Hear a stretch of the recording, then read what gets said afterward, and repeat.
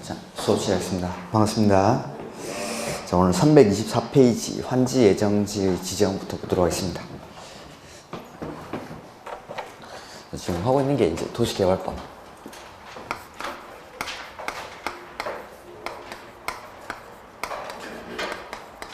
이 도시개발법은 도시군 계획사업의 일종인데, 도시군 계획사업 중에 도시개발사업을 시행하기 위한 사업이죠. 그리고 이 도시군 계획사업에는 시설사업, 그 다음에 개발사업, 정비사업, 이렇게 세 가지 사업이 있습니다. 그래서 개발사업을 하려고 할 때, 개발사업 역시 도시군 계획사업이니까 항상 맨 처음에는 계획 만들고 하죠. 그래서 개발사업 할 때 만드는 계획이 개발계획입니다. 개발계획. 이렇게 개발계획을 수립하고 나서 그 다음에 구역을 지정하죠. 도시개발구역을 지정하고, 그 다음에 이 지정된 도시개발구역 안에서 사업을 누가 할지 시행자를 정합니다. 시행자가 정해지고 나면 이 시행자가 실시계획을 작성을 하고, 그 다음에 실시계획은 시행자가 만든 거니까 인가받고 고시하고, 그 다음에 인가받은 대로 사업을 실시를 하는데, 도시개발사업을 시행하는 방식에는 크게 두 가지. 하나는 수용 방식, 그 다음에 하나는 환지 방식. 그 다음에 사업이 완료가 되면 마지막에 준공검사를 받죠. 그 다음에 공사 완료 공고라는 절차가 있습니다. 이렇게. 그래서 지금 하고 있는 게 환지 방식을 했었죠. 환지 방식. 그래서 오늘 324페이지.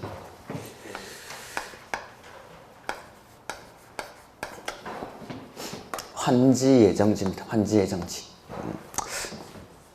환지 예정지 쓰기 전에 환지 예정지가 뭔지 한번 보죠. 의. 324페이지의 의. 도시개발사업을 환지 방식으로 시행하는 경우에는 공사 완료 후 환지 처분이 이루어지기 전까지는 장기간의 시간이 소요되므로 토지 소유자 및 임차권자의 사적 재산권은 많은 제약을 받게 된다. 이러한 이유로 사업이 종료되기 전이라 할지라도 환지 처분을 받은 것처럼 토지를 사용 수익하게 하여 토지 소유자 등의 사유재산권 침해를 최소화하고 사업 시행을 원활하게 하기 위한 제도가 환지 예정지 지정제도이다 라고 되어 있죠. 자, 보죠. 환지라는 거는 이렇게 환지되기 전에 모양이 지멋대로 생긴 이러한 토지를 환지 방식으로 사업을 해서 이걸 정리를 해야 됩니다. 정리를 하려면은 이 종전 토지를 가지고 있던 이 사람은 이렇게 모양을 바꾸기 전에, 이렇게 네모 반듯한 토지로 바꾸기 전까지는 이 토지를 사용 수익할 수가 없는 거죠. 일정 기간 동안은 사용할 수 있겠지만은 이런 모양의 토지를 이렇게 바꾸려고 하면은 당연히 공사를 해야 되니까, 공사 기간 중에는 이 토지 소유자들 내지는 임차권자의 사용 수익 권능이 제한을 받게 됩니다. 그래서 여기서 제한받는 사용 수익 권능을 환지 처분을 받은 것과 같은 효력을 주기 위해서 다른 곳에다가 환지 예정지라는 걸 지정해 줍니다. 자, 원래 내가 가지고 있던 토지를 종전토지라고, 종전토지. 이 종전토지는 1번지라고 해보고 500제곱미터 였다라고 하죠. 이렇게.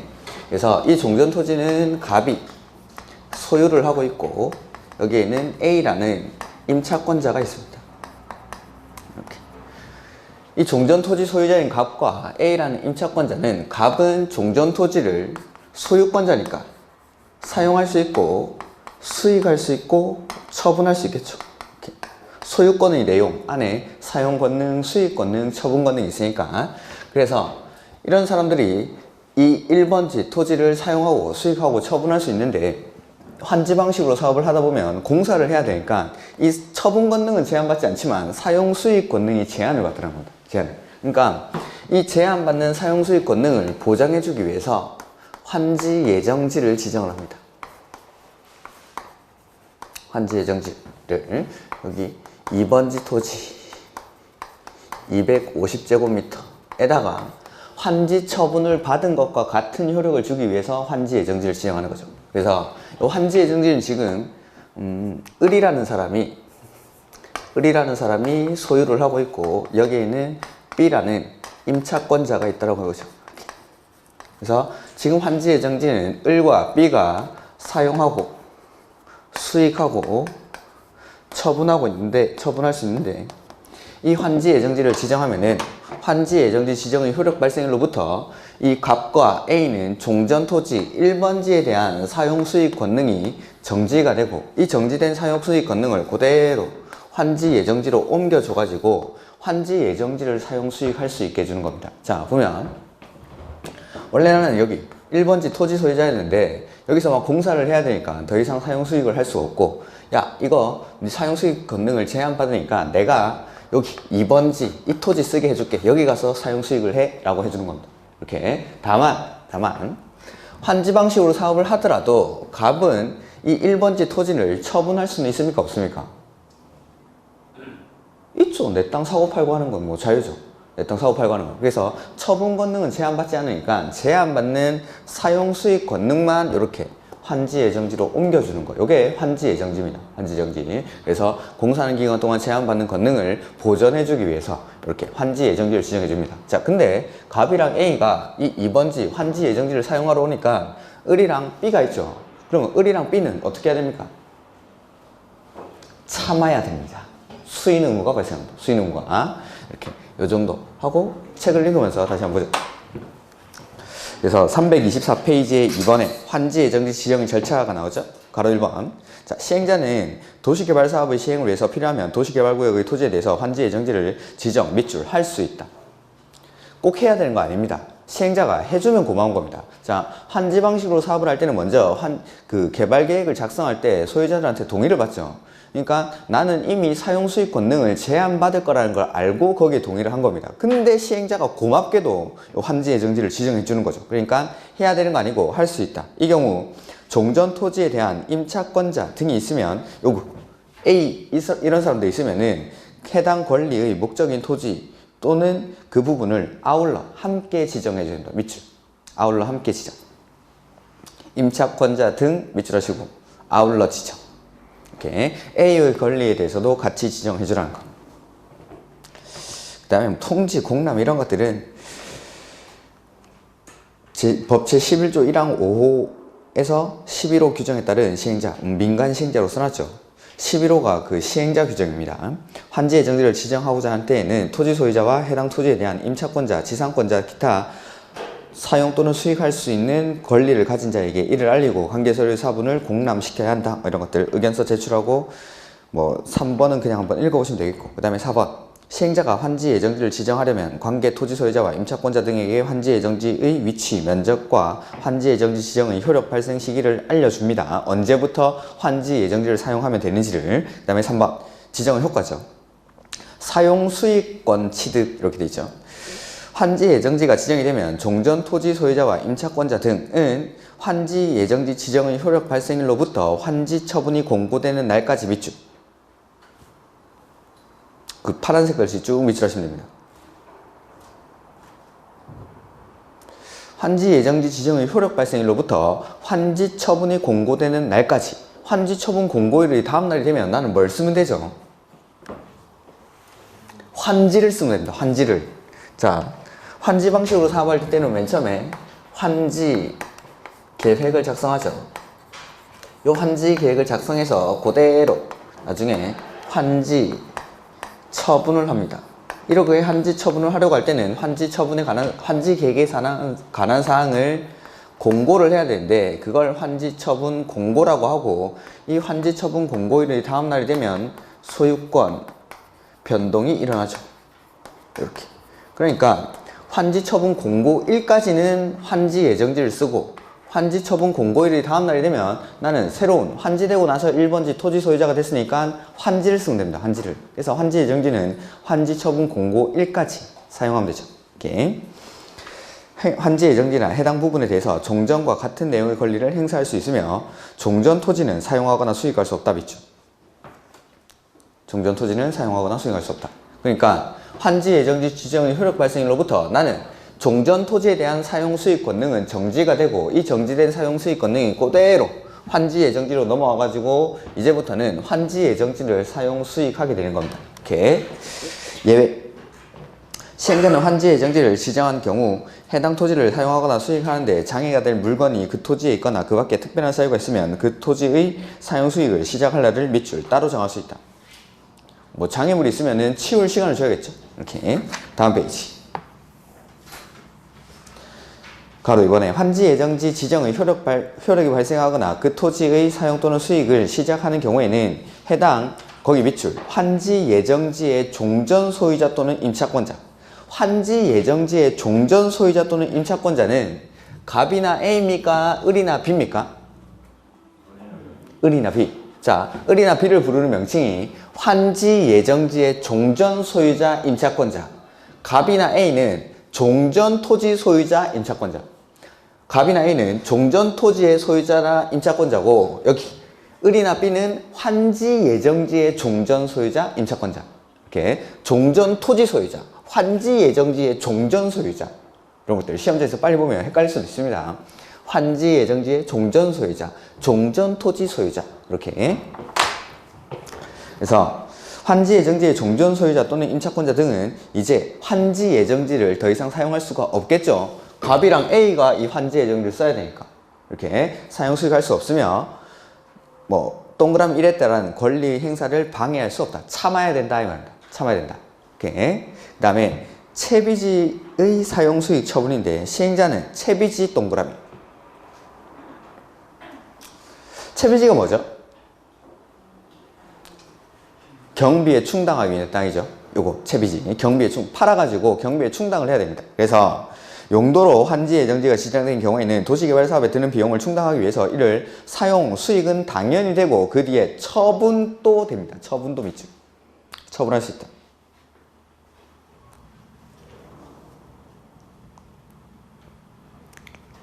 그래서 환지 예정지인데 환지 예정지는 종전 토지에서 제한을 받는 사용수익권 등을 그대로 환지 예정지 지정의 효력 발생일로부터 이제 환지 예정지에 똑같이 이전을 해주는 것. 다만 처분을 못하는 건 아니니까 공사를 하더라도 내 땅을 처분하지 못하는 건 아니니까 처분권 등은 그대로 남아있는데 채비지 목적으로 환지 예정지가 지정된 경우에는 이 환지 예정지를 사용, 수익하는 것뿐만 아니라 처분하는 것도 가능합니다. 그리고 환지 예정지 지정의 효력 발생일로부터 갑이나 A는 이제 환지 예정지를 사용하게 되니까 을이나 B는 참아야 됩니다. 방해할 수 없다는 거. 이렇게. 그 다음에 환지 예정지 지정 전에 이 토지 사용 뭐 이런 거 나오는데 이거 보지 마십시오. 4번, 5번. 그 다음에 6번 앞에까지 329페이지 토지 관리 그 앞에까지는 안 보셔도 좋습니다. 그 다음에 326페이지 가로 4번 이거 준용 규정이라고 하나 아는데 그거는 나중에 좀 있으면 나옵니다. 그건 보여드리겠습니다. 그래서 329페이지의 6번 토지의 관리 구조.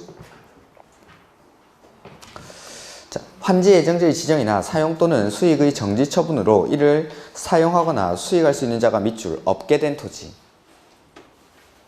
그러니까 과소 토지라서 환지를 지정받지 못하거나 환지 예정지를 이 사람이 이번지 토지를 환지로 지정받다 보니까 이쪽을 이제 사용 수익을 안 하고 방치되는 토지죠. 이렇게 관리할 사람이 없는 토지입니다. 관리할 사람이 없는 토지. 이렇게 사용하거나 수익할 수 있는 자가 없게 된 토지 또는 해당 부분은 환지 예정지 지정일이나 그 사용 또는 수익의 정지 처분이 있은 날부터 환지 처분을 공고하는 날까지 밑줄 시행자가 관리한다. 관리할 사람이 없는 토지는 시행자가 관리합니다. 이렇게. 그 다음에 뭐 표지 설치 이런 것들은 그냥 한번 읽어보시면 됩니다. 판례 절대 보지 마시고. 그 다음에 330페이지 환지 처분이죠. 자, 환지 방식으로 사업을 할 때는 환지 계획을 작성해서 인가를 바쳐. 환지 계획 인가는 누가 합니까? 시장, 군수, 구청장. 환지 방식에서는 싹 다 지정권자인데 시장, 군수, 구청장이 인가를 바쳐. 그래서 환지계획 인가받고 나서 공사에 착수를 합니다. 해서 공사가 완료되고 나면 공사 완료 공고라는 거예요. 공사 완료 공고. 그 뒤에 지정권자에 의한 준공검사를 신청을 하고 준공검사를 받고 나서 60일 내에 환지 처분을 해요. 환지 처분을. 이렇게. 그리고 환지 처분을 하려고 할 때는 시행자가 환지 계획에서 정한 사항을 공고를 하고 그 공고를 환지 처분 공고라고 하고 이 환지 처분 공고일의 다음 날이 되면 소유권 변동이 일어나죠. 근데 자, 환지 처분 공고일이 다음날 되면 나는 소유자가 됐죠. 이제 환지되고 나서 1번지 토지 소유자가 됐습니다. 등기를 해야 됩니까? 등기 안 해도 됩니까? 안 해도 되죠. 민법 187조 법률 규정에 의한 물권 변동이니까 등기를 안 해도 나는 소유자지만 제3자에게 대항하기 위해서 등기를 합니다. 그 다음에 환지를 하다 보면 더 받는 사람 있고 덜 받는 사람 있고 안 받는 사람 있으니까 그 과부족분을 금전으로 청산을 해주죠. 이렇게 하면 이제 사업이 마무리되게 되죠. 이렇게. 그래서 공사 완료 이후의 절차가 지금부터 나오는 환지 처분이라고 보시면 됩니다. 환지 처분. 자, 보죠. 환지 처분의 의의. 환지 처분이란 시행자가 사업이 완료된 후 환지 계획에 따라 종전의 토지에 가름하여 새로운 토지를 교부하거나 종전 토지에 관한 권리와 새로운 토지에 관한 권리 간의 과부족분을 금전으로 청산할 것을 결정하는 행정처분을 말한다 라고 해서 자, 이번에 공사 완료의 공고가 나오죠. 시행자는 환지 방식으로 도시개발 사업에 관한 공사를 끝낸 경우에는 지체 없이 대통령령으로 정하는 바에 따라 이를 공고하고 공사관계 서류를 일반에게 공람시켜야 한다. 그 다음에 도시개발구역의 토지 소유자나 이해관계인은 공람기관에 시행자에게 의견서를 제출할 수 있으며 의견서를 받은 시행자는 공사 결과와 실시 계획의 내용이 맞는지를 확인해서 필요한 조치를 해야 한다. 요게 공사 완료 공고 하고 나서 의견 듣죠. 그리고 필요한 조치를 다 했습니다. 그리고 나면 이제 준공검사를 해요. 준공검사. 그래서 시행자는 공람기관에 의견서의 제출이 없거나 제출된 의견서에 따라 필요한 조치를 한 경우에는 지정권자에 의한 준공검사를 신청하거나 도시개발 사업의 공사를 끝내야 한다. 자, 원칙은 지정권자에 의한 준공검사를 신청을 해야 되는데 만약에 시행자가 지정권자입니다. 그러면 준공검사 받을까요? 안 받을까요? 안 받으니까 지정권자에 의한 준공검사를 신청하거나 요거는 시행자가 지정권자가 아닐 때. 근데 그 뒤에 도시개발 사업에 관한 공사를 끝내야 한다. 이거는 시행자가 지정권자일 때. 이렇게. 그 다음에 환지 처분의 시기가 나오죠. 시행자는 지정권자에 의한 준공검사를 받은 경우에는 대통령령으로 정하는 기간 가로 안에 60일 미출 이내 환지 처분을 해야 한다. 그래서 준공검사 받고 나서 60일 안에 환지 처분을 합니다. 환지 처분을. 근데 첫 번째 줄 가로 안에 시행자가 지정권자입니다. 그럴 때는 준공검사 받습니까? 안 받습니까? 안 받죠. 그러니까 요거 준공사를 안 받으니까 공사 완료 공고일로부터 60일 안에 환지 처분을 합니다. 이렇게 첫 번째 줄 가로 안에 이렇게 쭉 있죠. 지정권자가 시행자인 경우에는 공사 완료 공고가 있는 때로부터 60일 안에 이렇게. 그 다음에 공고. 시행자는 환지 처분을 하려는 경우에는 환지 계획에서 정한 사항을 토지 소유자에게 알리고 대통령령으로 정하는 바에 따라 이를 공고하여야 한다. 이게 바로 환지 처분 공고입니다. 환지 처분 공고. 그 다음에 환지 처분의 효과. 권리 이전. 환지 계획에서 정해진 환지는 거기 밑줄 환지 처분이 공고된 날의 다음 날부터 종전 토지로 보며 환지 계획에서 환지를 정하지 아니한 종전 토지에 있던 권리는 거기 밑줄 환지 처분이 공고된 날이 끝나는 때 소멸. 자, 뭔가 새롭게 시작하는 권리의 시점을 표현할 때는 다음 날이라고 했고 끝나는 권리의 만료점을 표현할 때는 끝나는 때라고 한다고 했습니다. 그래서 여기 오늘 며칠이죠? 13일. 끝나는 때라는 거는 13일, 24시를 말하는 거죠. 근데 다음 날이라는 거는 14일, 00시. 이 두 시점이 같다고 했습니까? 다르다고 했습니까? 같죠? 같죠? 또 하면 동시에 13일, 24시가 되면서 14일, 00시가 되는 겁니다. 근데 표현 방법을 다르게 하는 겁니다. 뭔가 새롭게 시작되는 권리의 시점을 표현할 때는 다음 날이라는 말을 쓰고 만료되는 권리의 종료점을 표현할 때는 끝나는 때라고 표현합니다. 끝나는 때. 이렇게 동시에 권리가 바뀌어야 권리의 공백이 발생하지 않으니까 똑같은 시점인데 표현 방법을 다르게 하는 겁니다. 그러니까 다시 한번 보면 자, 첫 번째 줄에 환지 계획에서 정해진 환지는 그 환지 처분이 공고된 날의 다음 날부터 종전 토지로 보며 그러니까 자, 환지 계획에서 여기 1번지 토지 소유자 갑에게는 환지되고 나서 1번지를 뭐 250제곱미터 주겠다라고 계획을 만들어 놓은 거죠. 그러면은 나는 이 환지되고 나서 1번지 토지 소유자가 되는 시점은 환지 처분 공고된 날의 다음 날. 언제부터 환지되고 난 토지의 소유자가 됩니까? 를 물어보니까 언제부터 소유권을 취득합니까? 언제부터를 물어보니까 다음 날. 그 다음에 그 밑에 환지 계획에서 환지를 정하지 아니한 종전 토지에 있던 권리 이런 것들. 이게 과소토지입니다. 과소토지. 과소토지여서 이 사람은 환지를 지정받지 못하는 사람이죠. 이런 사람들은 언제까지 권리가 있다가 이 소유권이 소멸합니까? 라고 물어보는 거죠. 그럴 때는 끝났는데 언제까지 있다가 만료점을 물어보니까 언제까지 있습니까? 라니까 만료점 끝났는데. 그래서 내가 취득하는 권리의 시작점은 다음날, 없어지는 권리의 만료점은 끝나는 때 이렇게 표현하는 겁니다.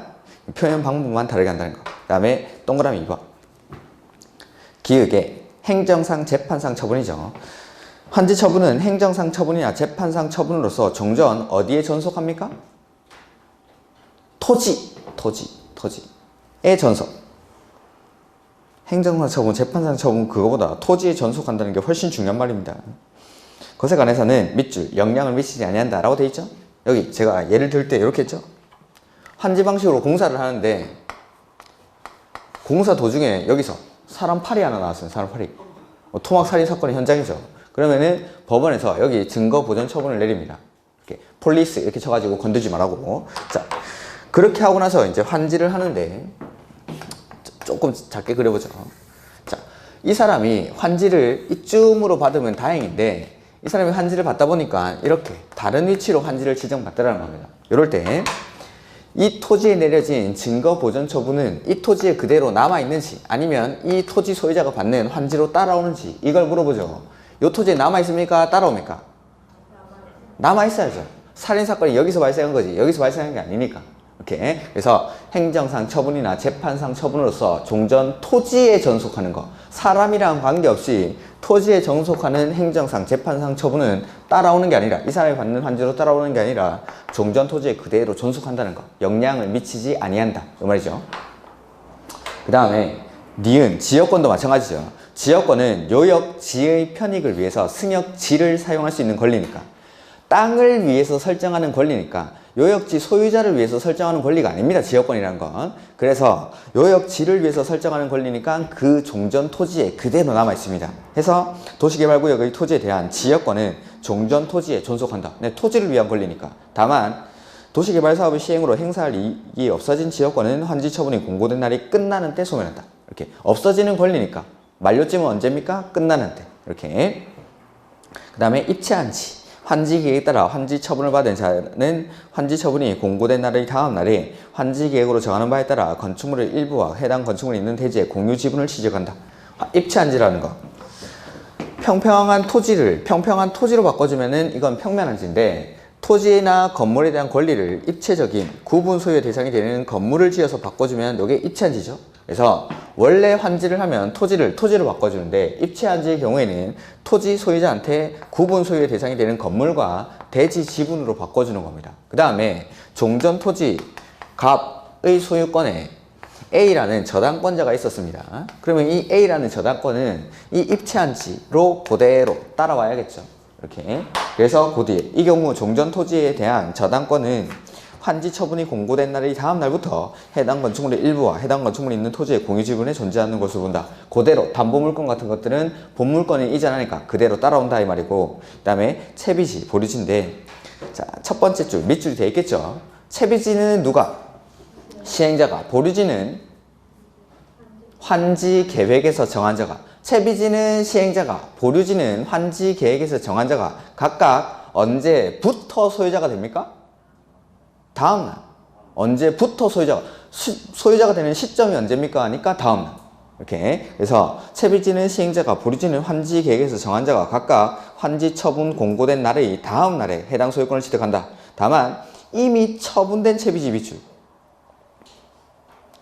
자, 원래 채비지는 시행자가, 보류지는 환지 계획에서 정한 자가 각각 여기 환지 처분 공고일의 다음 날에 소유권을 취득하는 건데 이미 환지 처분 공고일 이전에 채비지를 팔았죠.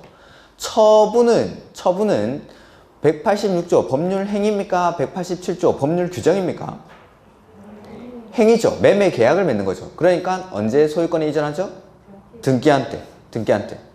매매 계약을 맺은 거니까. 그래서 이미 처분된 채비지는 그 채비지를 매입한 자가 소유권 밑줄 이전 등기를 마친 때 소유권을 취득한다. 이렇게. 그래서 채비지, 소유권 취득 시기 보시면 채비지는 시행자가, 보류지는 환지 계획에서 정한 자가, 이렇게 이것도 뭐 자주 바꿔냈고, 각각 다음 날에 소유권을 취득하는데 이미 처분된 채비지는 등기한 때 소유권을 취득합니다. 그 다음에 동그라미 2번, 동그라미 3번은 됐고, 그 다음에 4번도 됐습니다. 그 다음에 환지 등기. 이 등기죠. 환지 처분 공고일이 다음 날이 되면 소유권 변동이 일어나고 그 뒤에 등기를 하는데, 자, 이 등기는 환지 처분 공고되고 나서 14일 안에 등기를 합니다. 14일. 그리고 원칙적으로는 다른 등기를 할 수가 없는데 예외적으로 환지 처분 공고일 이전에 다른 등기 원인을 증명하는 경우에는 다른 등기를 할 수 있다는 거. 해서 1번. 시행자는 환지 처분이 공고되면 밑줄 공고 후 14일 이내. 이게 정비법에 가면 지체 없이로 바뀝니다. 지체 없이. 14일 이내에 관할 등기소에 이를 알리고 토지와 건축물에 관한 등기를 촉탁하거나 신청해야 한다. 등기에 관해서는 대법원 규칙으로 정하는 바에 따른다. 뭐 이런 것들은 참고로. 그 다음에 다른 등기 제한. 환지 처분이 공고된 날부터 등기가 있는 때까지는 다른 등기를 할 수 없다. 다만 등기 신청인이 확정일자가 있는 서류로 환지 처분의 공고일 전에 등기 원인이 생긴 것임을 증명하면 다른 등기를 할 수 있다. 그래서 원칙은 다른 등기 할 수 있습니까? 없습니까? 밑줄 다른 등기를 할 수 없다. 거기 첫 번째 줄에. 다만 다른 등기 원인을 증명했을 때는 다른 등기를 할 수가 있습니다. 예외적으로. 그 다음에 청산금이죠.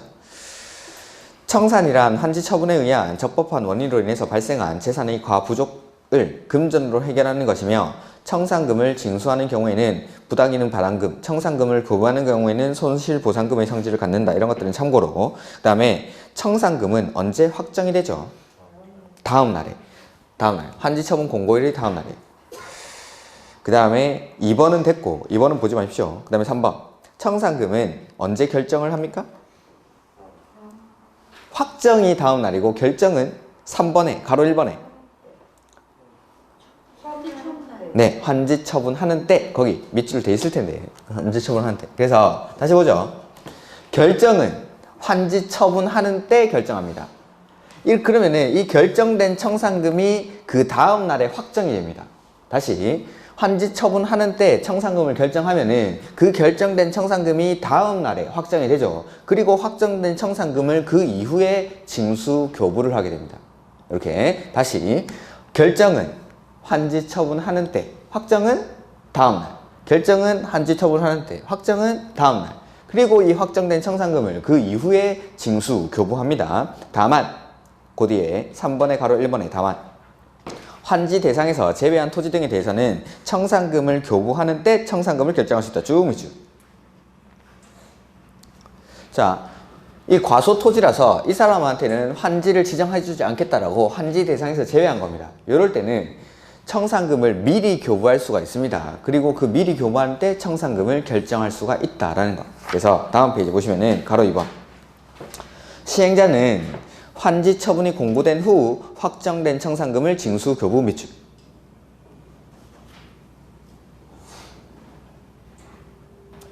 다만 환지를 정하지 아니하는 토지에 대해서는 밑줄 환지 처분 전이라도 청산금을 교부할 수 있다. 다시 한번 해보죠. 자, 청산금 결정은 언제 하죠? 환지 처분하는 때, 확정은 다음 날에. 그리고 이 확정된 청산금을 그 이후에 징수 교부를 하는 거죠. 다만 이렇게 과소토지라서 환지를 지정받지 못한 사람한테는 미리 청산금을 교부할 수가 있습니다. 그럴 때는 그 교부하는 때 청산금을 결정할 수 있다라는 거. 이렇게 그게 지금 읽은 내용들. 그 다음에 4번부터는 제목만 기억하시면 됩니다. 분할 가능돼 있는데 분할 징수할 수 있고 분할 교부할 수 있다. 거기만 밑줄. 그 다음에 뭐 나머지 안 보셔도 되고 가로 2번. 안 내면 강제 징수합니다. 그 다음에 3번. 안 받으면 법원에 공탁하면 됩니다. 법원에 공탁. 그 다음에 공법에서 소멸시효 나오면 몇 년이죠? 5년. 공법에서는 소멸시효 나오면 5년. 자, 다시 청산금은 분할 징수할 수 있고 분할 교부할 수 있고 안 내면 강제 징수하고 안 받으면 법원에 공탁합니다. 그 다음에 청산금 징수할 권리는 5년간 행사하지 않으면 소멸한다. 소멸시효는 5년. 이렇게 공법에서 소멸시효 나오면 그냥 5년이라고 생각하십시오. 그 다음에 그 가로 2번에 강제징수에 뭐 행정청이 시행자, 행정청이 아닌 시행자 이런 거 나오는데 행정청이 시행자는 법 집행을 자기가 하면 되니까 자기가 그냥 강제징수를 하면 됩니다. 근데 행정청이 아닌 시행자는 자기가 법 집행, 자력 구제를 할 수 없으니까 시장, 군수, 구청장에게 징수를 위탁하고 그 징수, 위탁했으니까 수수료는 4%입니다. 징수, 위탁 네 글자니까 수수료는 4%. 이렇게. 그래서 요까지가 환지 방식. 그 다음에 그 옆에 감가부상금이라는 게 하나 나왔어요. 감가부상금. 시험에 자주 나오는 건 아닌데 한번 보죠. 자, 환지되기 전에 이 환지 계획구역의 전체 토지 가액이 50억이었습니다. 50억. 50억이었는데 환지 방식으로 사업을 하고 나니까 이 전체 환지 계획구역의 토지 가액이 40억 이렇게 40억.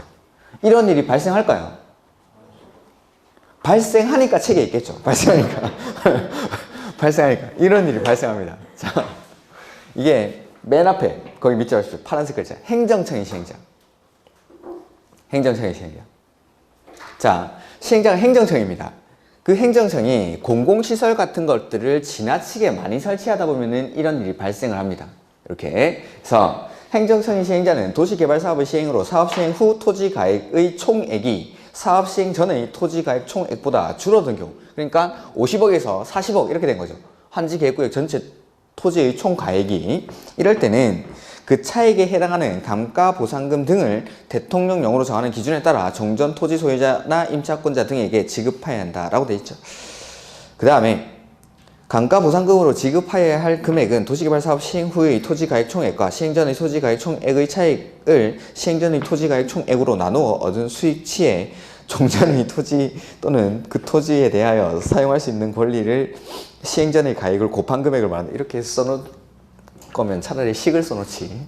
자, 그걸 공식으로 나타내보면은, 자, 50억에서 40억으로 줄었습니다. 토지 가액은. 자, 근데 내가 원래 가지고 있던 토지의 총액이 1억이라고 해보죠. 자, 원래 1억이었죠. 여기다가 곱하기 종전 토지 가액 50억에다가 줄어든 금액 10억. 이렇게 합니다. 이렇게. 그래서 이거 곱해주면 됩니다. 이렇게. 그러면은 이게 5분의 1. 5분의 1이니까 0.2 곱해주면 되죠. 20%. 1억이 20% 얼마죠? 2천만 원. 감가보상금은 2천만 원. 이렇게 공식이 필요가 없습니다. 근데 보면은 공식이 필요가 없는 게, 자, 원래 내 토지 가격이 1억이었죠? 1억이었는데 50억에서 40억으로 줄면은 몇 프로가 줄었습니까? 토지 가격이? 20%. 그러면은 감가보상금은 내 땅 가격의 20%만큼을 보상해 줍니다. 자, 이거 숫자 바꿔볼까요? 원래 한지 계획구역 전체 토지 가액이 1000억이었습니다. 근데 공사를 하고 나니까 900억으로 바뀐 거죠. 몇 프로 줄었죠? 10%. 그러면 1억짜리 토지 가지고 있던 사람은 감가보상금을 얼마를 받을까요? 1000만 원. 1억이 10%인 1000만 원. 그러니까 가액이 줄어든 만큼 내 토지 가액에서 비율대로 보상을 받습니다. 공식이 필요가 없습니다. 그냥 이렇게 풀면 됩니다. 줄은 만큼 감가보상금을 받습니다. 이렇게 공식을 글로 쭉 써놓으니까 조금 어려운데, 그냥 공식 보지 마시고 그냥 10% 줄었으면은 내 토지 가액의 10%만큼 보상을 받는다고 생각하십시오. 그 다음에 감가보상금이랑 여기 나오는 청산금은 별개입니다. 별개. 내가 청산금을 받았다라고 해서 감가보상금을 못 받는 건 아닙니다. 그러니까 요거는 행정청이 사업을 하면서 이 손실이 발생한 부분에 대한 손실보상의 제도지, 청산금은 내가 원래 가지고 있던 토지의 과부족분에 대해서 금전으로 정산받는 게 청산금이지 손실보상을 받는 게 아닙니다. 손실보상은. 그러니까 이런 것들은 행정청이 사업을 하면서 이 가액이 줄어든 만큼에 대한 보상을 따로 해주는 거니까 청산금이랑 감가보상금은 별개로 생각하셔야 됩니다.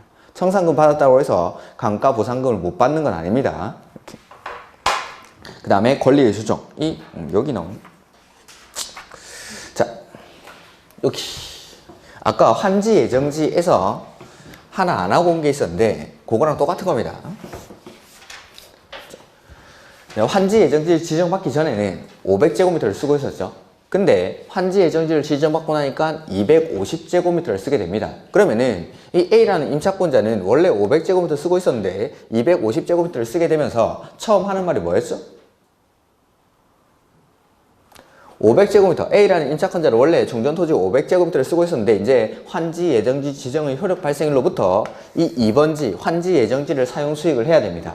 그래서 환지 예정지 250제곱미터를 사용 수익하러 와보니까 면적이 250제곱미터밖에 안 되죠. 그러면은 처음 하는 말이 와 좁다. 이거 한 것 같은데 와 좁다. 와 좁다. 그래서 첫 번째 어떤 권리를 발생하죠? 어떤 권리가? 임대료 깎아달라 해야죠. 임대료 증감 청구권.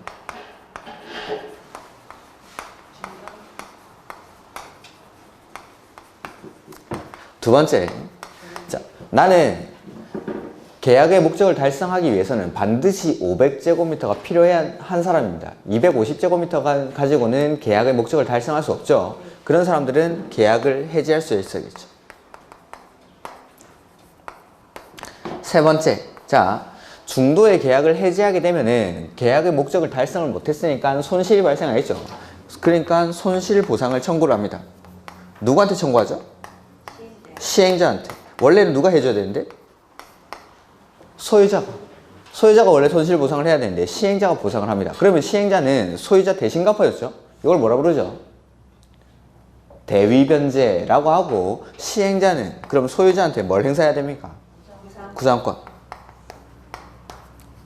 그리고 임대료 증감 청구권이나 계약 해지 이러한 권리는 환지 예정지 지정의 효력 발생일로부터 60일안에 행사합니다. 60일안에. 자, 이게 똑같이 나오는 게 언제냐면은 요겁니다. 환지 처분 공고일의 다음 날에. 자, 원래 나는 종전 토지 500제곱미터를 사용하고 있었는데 이제 환지 처분 공고일의 다음 날이 되면 환지되고 나서 1번지 토지 소유자가 되죠. 근데 요전에는 500제곱미터를 쓰고 있었는데 환지를 받고 보니까 이게 250제곱미터밖에 안 되는 겁니다. 그러니까 똑같이 환지 예정지 지정받을 때랑 똑같이 넘어와가지고 환지로 넘어와서 와 좁다 하면서 똑같은 효과가 발생합니다. 똑같은 효과가. 이렇게 두 번이 똑같은 효과가 나옵니다. 환지 예정지 지정받았을 때도 나오고 환지 처분 공고일의 다음 날에도. 지금 써져 있는 건 환지 처분 공고일의 다음 날에 써져 있는 겁니다. 그게 앞에 가면은 준용 규정이라고 해서 똑같이 하나 나오는데 표시는 해드리겠습니다. 자, 그래서 335페이지 맨 밑에 권리의 조정. 이거 안 했었나? 자, 1번. 임대료 증감 청구. 그 권리의 조정 옆에다가 와 좁다 라고 써두시면 됩니다. 도시개발사업으로 임차권 등의 목적인 토지 또는 지역권에 관한 승역지의 이용이 증진되거나 방해를 받아 종전의 임대료, 지료, 그 밖의 사용료 등이 불합리하게 되면 당사자는 계약 조건에도 불구하고 장래에 관해서 그 증감을 청구할 수 있다. 미충. 이게 바로 첫 번째 임대료 증감 청구권. 도시개발사업으로 건축물이 이전되는 경우 그 임대료에 관해서도 또한 같다. 이 경우 당사자는 해당 권리를 포기하거나 계약을 해지하여 그 의무를 지지 아니할 수 있다. 그러니까 임대료 올려주기 싫고 내려주기 싫습니다. 그러면 권리를 포기하거나 계약을 해지할 수도 있다라는 거. 두 번째, 권리의 포기 나오죠. 도시개발사업 시행으로 지역권 또는 임차권 등을 설정한 목적을 달성할 수 없게 되면 당사자는 해당 권리를 밑줄 포기하거나 계약을 해지할 수 있다. 그래서 나는 계약의 목적을 달성하기 위해서는 반드시 500제곱미터가 필요한 사람이죠. 250제곱미터 가지고는 계약의 목적을 달성할 수 없으니까 계약을 해지할 수 있다는 거. 그 다음에 세 번째. 자, 중도의 계약을 해지하게 되면 손실이 발생하니까 그 손실 보상을 누구한테 청구하죠? 시행자한테. 원래는 누가 보상해줘야 되는데? 소유자가. 그래서 구상권을 행사한다는 게 거기 가로 2번에 나오겠죠? 그래서 권리를 포기하거나 계약을 해지한 자는 그로 인하여 손실을 보상하여 줄 것을 누구한테? 시행자한테 청구 밑줄. 손실 보상 밑줄 하시고 시행자에게 청구. 가로 2번에 동그라미 1번에. 그리고 손실을 보상한 시행자는 해당 토지 또는 건축물 소유자 또는 그로 인해서 이익을 얻은 자에게 이를 밑줄 구상할 수 있다. 2번, 3번 이런 거 보지 마시고. 그 다음에 3번. 환지 처분이 공고된 날부터 60일 밑줄.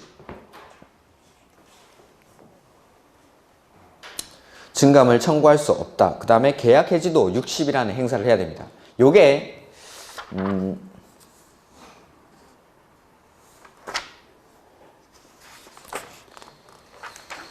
아까 환지 예정지에서 326페이지 326페이지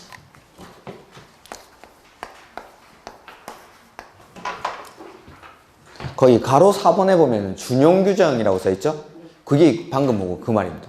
그러니까 환지 처분 공고일 이후에도 나는 이제 환지 소유자가 되니까 500제곱미터 가지고 있던 사람이 250제곱미터의 환지로 넘어와서 하는 말이 와 좁다. 그 다음에 여기 원래 종전토지 500제곱미터를 쓰던 사람이 환지 예정지를 지정받고 보니까 이게 250제곱미터밖에 안 되죠. 그럴 때도 역시 똑같이 와 좁다. 이 두 군데 나온 겁니다. 환지 처분 공고일의 다음 날에도 이 효과가 발생하고 환지 예정지를 지정받았을 때도 이 똑같은 효과가 두 군데서 그대로 발생을 합니다. 이렇게.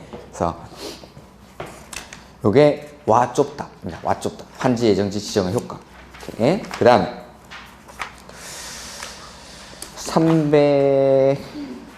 337페이지 준공검사 보시면 되죠.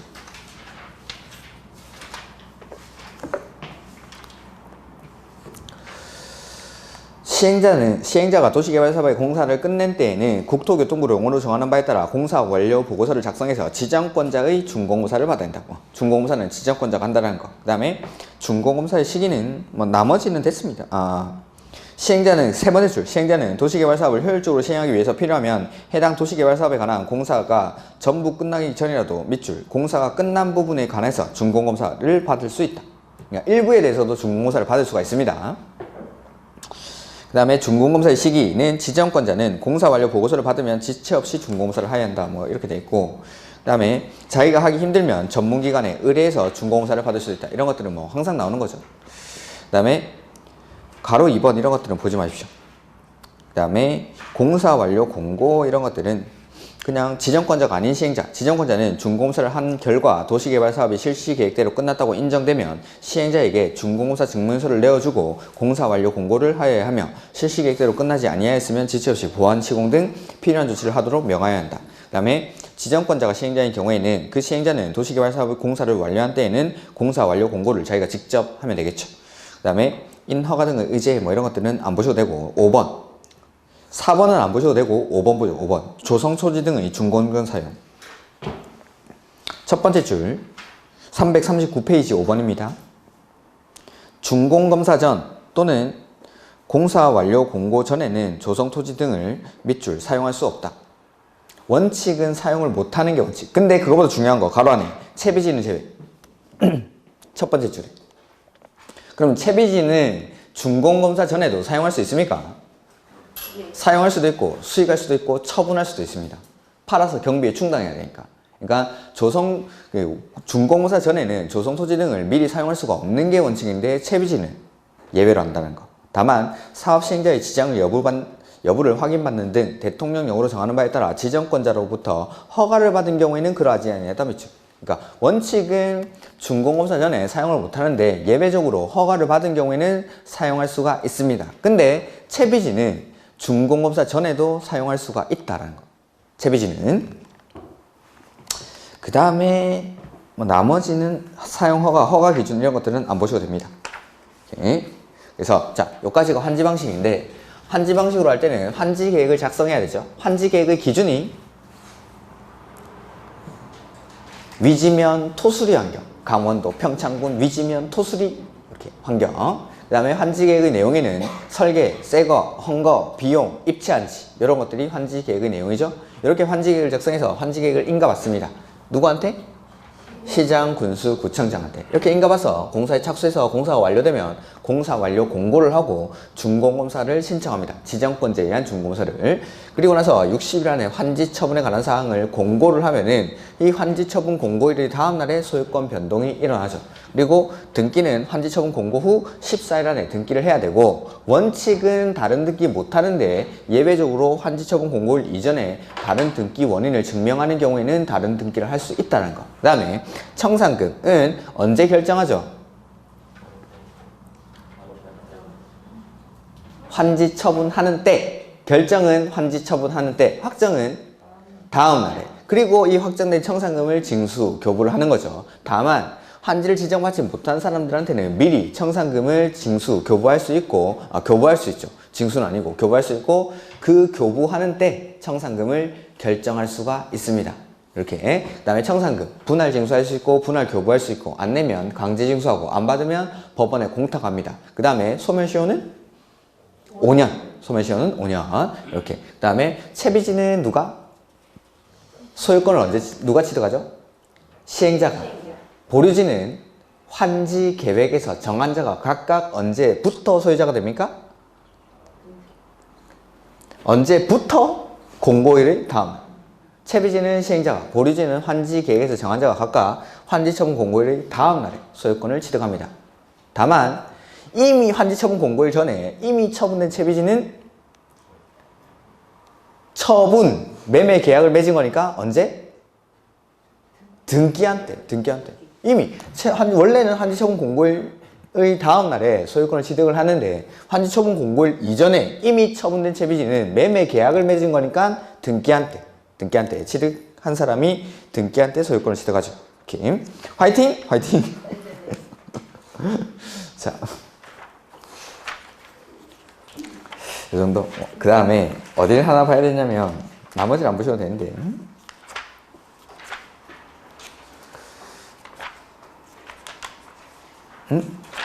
채권이 하나 없네. 도시개발 채권을 빼버렸구나. 도시개발 채권이라는 게 있는데 그거는 뭐 문제풀이 하면서 다음에 한번 설명을 드리죠. 아, 여기 있구나. 344페이지. 344.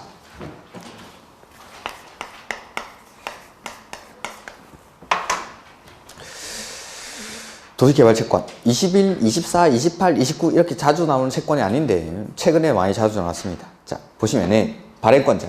자, 우리 도시로 시작하는 채권을 한번 배운 적이 있는데 도시군 계획 시설 채권. 그거 어디서 나왔죠? 국계법 매수 청구할 때. 자, 매수 청구를 받은 매수 의무자는 얼마 안에 매수 여부를 결정해야 되죠? 합격하셔야죠. 당황스럽네. 매수 청구를 받은 매수 의무자는 6개월 안에 매수할지 말지 여부를 결정하죠. 그리고 매수하기로 했을 때는 얼마 안에 매수해야 됩니까? 2년 안에 매수를 해야 됩니다. 그리고 매수를 할 때는 대금을 지급할 때 원칙 뭘로 지급하죠? 현금으로. 근데 예외적으로 채권 발행할 수 있죠. 그게 도시군 계획 시설 채권. 이 도시군 계획 시설 채권은 매수 의무자가 누구일 때? 지자체일 때 발행합니다. 매수 의무자가 지자체일 때. 그리고 원칙은 현금 줘야 되는데 예외적으로 발행하는 채권이니까 소유자가 뭐 할 때? 원할 때. 근데 원하지 않더라도 부재 부동산이나 비업무용 토지로서 매수 대금이 얼마? 3천만 원을 초과하는 경우에는 그 초과분에 대해서는 채권을 발행할 수가 있죠. 그 다음에 상환기간은 10년 이내로 하고 지방재정법을 준용한다. 그게 도시군 계획 시설 채권. 그 다음에 여기 도시개발채권. 둘 다 도시로 시작하죠. 자, 도시로 시작하는 채권들은 발행자가 지자체입니다. 그 다음에 제가 토지 상환채권 설명할 때 상환자 들어가면 무슨 채권이라고 했죠? 김영식 증권. 상환자 들어가면 김영식 증권. 도시자로 시작하는 채권은 발행자가 지자체. 그래서 아까 도시군 계획 시설 채권은 매수 의무자가 지자체일 때, 특, 광, 시, 군일 때 발행하는 겁니다. 그 다음에 여기는 도시개발 채권은 지자체가 발행하는데 그 지자체가 시도지사입니다. 시도지사. 자, 그래서 발행권자 보시면은 지자체장은 도시개발사업 또는 도시군계획시설사업에 필요한 자금을 조달하기 위해서 도시개발채권을 발행할 수 있다. 이 경우 도시개발채권은 시도 조례로 정하는 바에 따라 밑줄 시도지사가 이를 발행. 그래서 도시군계획시설채권은 매수 의무자가 특, 광, 시, 군, 지자체일 때. 그 다음에 도시개발채권은 발행하는 이유가 도시개발사업이나 도시군계획시설사업에 필요한 자금을 조달하기 위해서 누가 발행하죠? 시도지사가 발행합니다. 시도지사가. 그 다음에 시도지사는 도시개발채권 발행을 하려는 경우에는 일정한 상황에 대해서 밑줄 행안부 장관의 승인. 국장 아닙니다. 행안부 장관. 그러니까 지자체가 채권을 발행하면은 빚을 지는 거나 마찬가지니까. 지자체가 채권 발행하면은 채무자가 되죠. 근데 이걸 채권을 막 발행해가지고 채무를 엄청나게 눈덩이처럼 불리면 안 되니까 행안부 장관한테 승인받고 발행합니다. 행안부 장관한테. 그 다음에 소멸시효. 공법에서 소멸시효 나오면 5년. 그래서 원금은 5년, 이자는 2년 밑줄. 그 다음에 발행 방법이 나오는데 가로 1번 보시죠. 가로 1번 바로. 도시개발채권은 거기 뒤에 등록 발행 밑줄. 등록 발행. 하거나 그 뒤에 밑줄. 무기명 발행. 등록해서 발행할 수 있고 무기명으로 발행할 수 있습니다. 등록하거나 무기명 발행. 그 다음에 발행 방법. 필요한 사항은 조례로 정한다. 그 다음에 이율 밑줄 하시고. 저 끝에 조례로 정한다. 그 다음에 도시개발채권의 상환기간은 밑줄 5년부터 10년까지의 범위에서 조례로 정한다. 아까 도시군 계획시설채권의 상환기간은 10년 이내. 근데 여기는 5년부터 10년까지의 범위에서 조례로 정합니다. 도시군 계획시설채권은 10년 이내. 여기는 5년부터 10년까지의 범위에서 조례로. 그 다음에 4번 도시개발채권의 이거는 4번은 됐고 그 다음에 5번도 됐습니다. 그 다음에 346페이지 다음의 어느 안에 해당하는 자는 도시개발채권을 매입하여야 한다. 이 경우 다른 법률에 따라 실시의 인가 또는 개발행 허가가 의제된 협의를 거친 자를 포함한다 라고 되어 있는데 그 박스에 있는 사람들은 반드시 도시개발채권을 매입을 해야 되는 겁니다. 그래서 첫 번째, 수용 또는 사용 방식으로 시행하는 도시개발 사업의 경우에는 법 11조 1항 1호부터 4의 규정에 해당하는 자, 옆에 공공시행자로 되어 있죠? 공공시행자와 공사 도급계약을 체결하는 자, 밑줄. 그러니까 공공시행자가 수용 방식으로 사업을 시행하는데 민간이 도급계약을 따낸 거죠. 돈 벌겠죠? 그런 사람들은 이 채권 매입해야 됩니다. 채권을. 두 번째, 위 1에 해당하는 시행자 외의 도시개발 사업을 시행하는 자. 위 1에 해당하는 시행자가 공공시행자였으니까 2번은 민간 시행자겠죠. 민간 시행자. 민간이 신도시 만들면은 돈 벌 테니까 이 도시개발 채권을 매입하도록 합니다. 그 다음에 세 번째, 국계법에 따른 개발행위 허가를 받았는데 그게 그 뒤에 형질 변경 허가를 받은 자. 자, 다시 해보죠. 공공시행자, 수용 방식으로는 도시개발 사업의 공공시행자로부터 도급계약을 체결한 자. 그 다음에 민간 도시개발 사업 시행자. 그 다음에 세 번째는 형질 변경에 관한 개발행위 허가를 받은 자. 이 사람들은 반드시 매입을 해야 됩니다. 그 다음에 기출문제 나왔던 게 좀 안 적혀 있긴 한데 그런 것들은 문제풀이 하면서 제가 말씀을 드리겠습니다. 여기까지 개발법은 여기까지 보시면 나머지는 보칙이나 뭐 뒤에 있는 것들은 안 보셔도 좋습니다. 그래서 개발법에서 뭐 일단 제일 중요한 거는 요거 구역 지정, 그 다음에 시행자의 조합,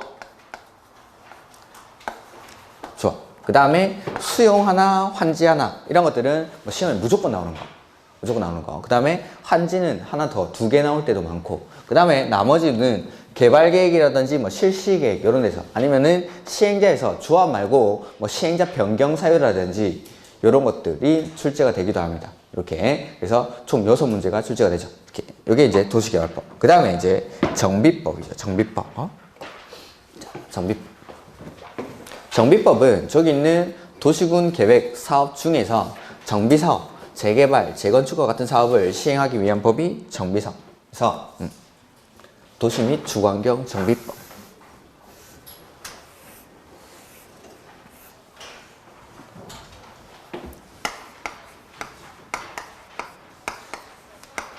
정비법 역시 도시군 계획사업의 일종인 정비사업, 요걸 시행하기 위한 사업이니까 정비사업 할 때 맨 처음에 뭐 할까요?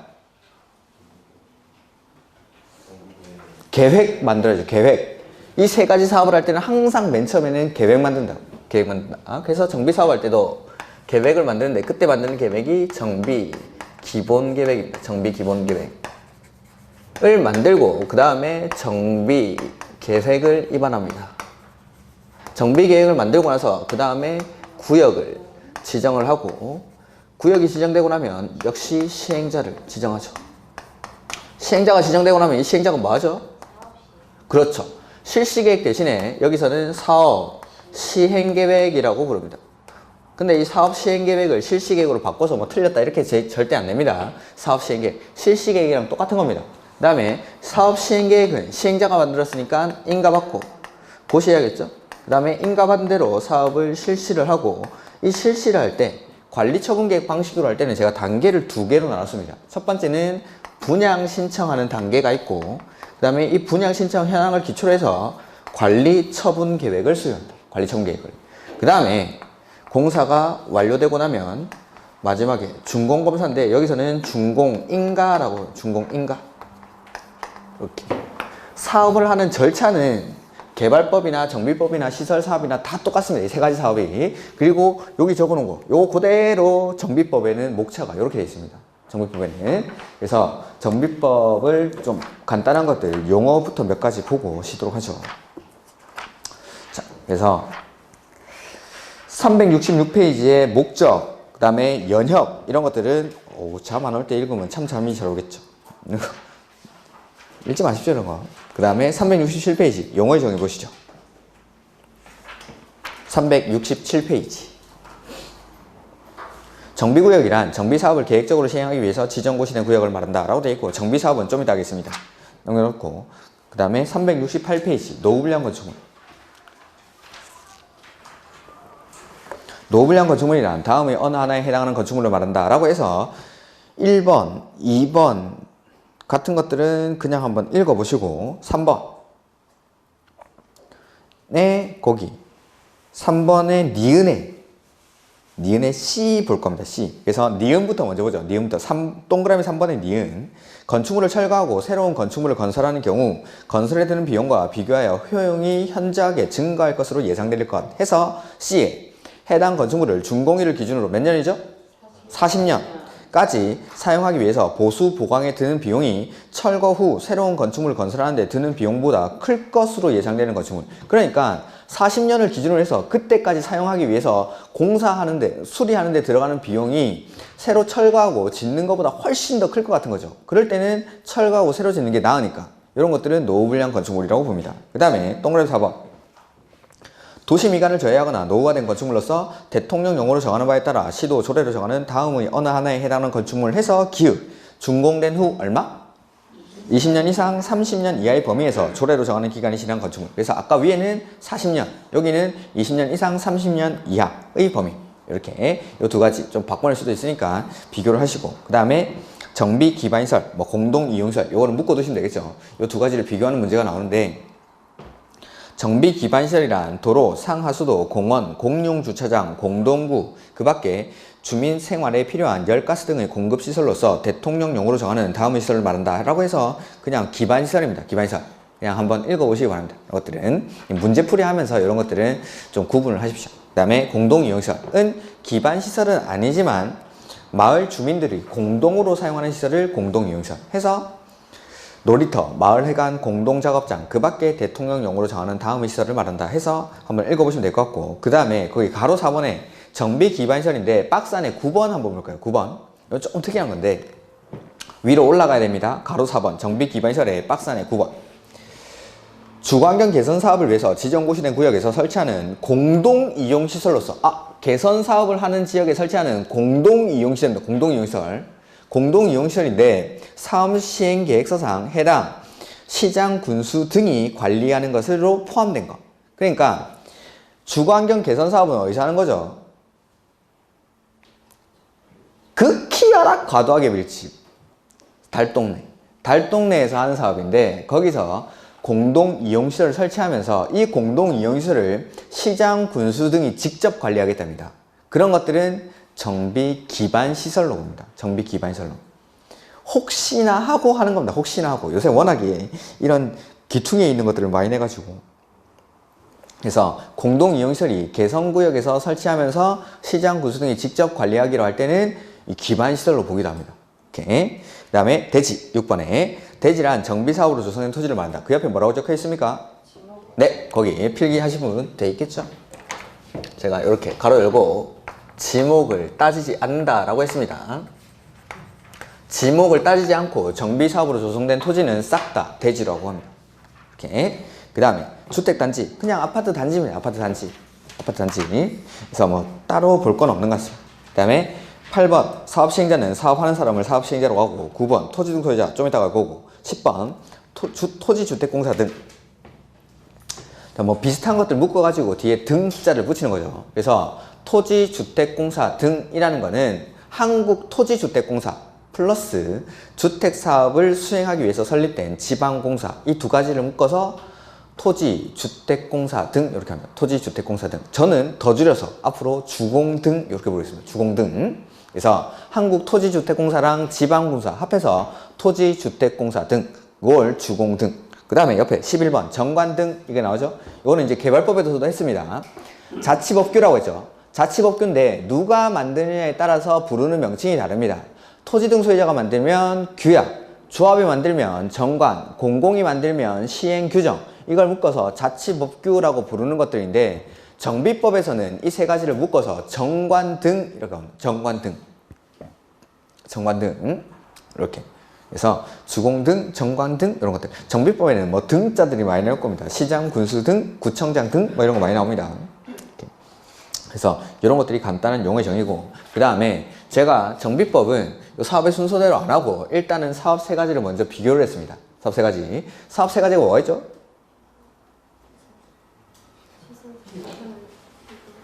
정비 사업 세 가지. 주거환경 개선 사업, 재개발 사업, 재건축 사업, 뭐 노트 다 가지고 계시면 정비법에 찝혀자마자 그게 나올 겁니다. 세 가지 사업 비교해놓은 거 딱 한 장에. 그래서 사업 세 가지를 일단 비교를 해야 되는데 그거는 조금 쉬었다가 하도록 하죠. 오케이.